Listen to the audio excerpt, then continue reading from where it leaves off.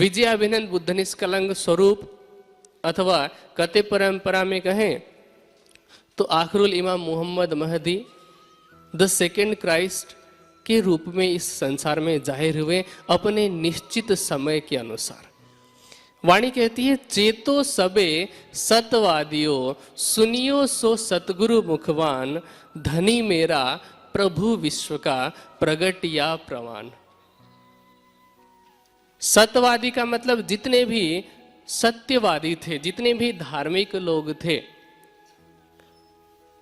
और जितने भी लोग भविष्यवाणी करने वाले थे, उन्होंने भविष्यवाणी की थी। अब उनको हम देखते हैं संक्षेप में। हिंदू धर्म ग्रंथों में ये भविष्यवाणी की गई थी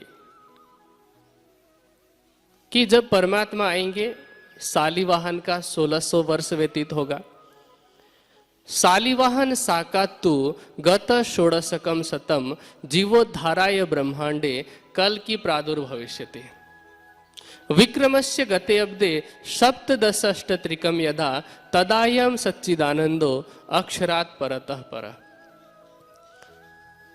तो संवत निश्चित किया गया। विक्रम संवत का 1738 चल रहा था और शक संवत 1600 चल रहा था, जब इस संसार में परब्रह्म जाहिर हुए और उनके द्वारा परम धाम का ज्ञान अवतरित हुआ।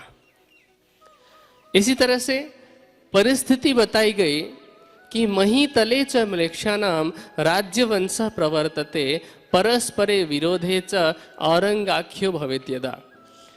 इस्लाम मत का राज्य इस पृथ्वी पर चल रहा होगा, आपस में विरोध होगा और औरंगजेब नाम का बादशाह शासन कर रहा होगा। और उस समय में अब कते परंपरा को देखते हैं तो कते परंपरा में भी ये परमात्मा के आने का, वो खुदा कहते हैं, अल्लाह ताला कहते हैं, अल्लाह ताला के आने का जो वर्णन किया गया उसमें ये संकेत दिया गया कि कयामत, उसको कयामत कहा और कयामत के लक्षण बताए गए, कयामत की निशानियां बताई गई कि कयामत के बड़े बड़े 7 निशानियां होंगी।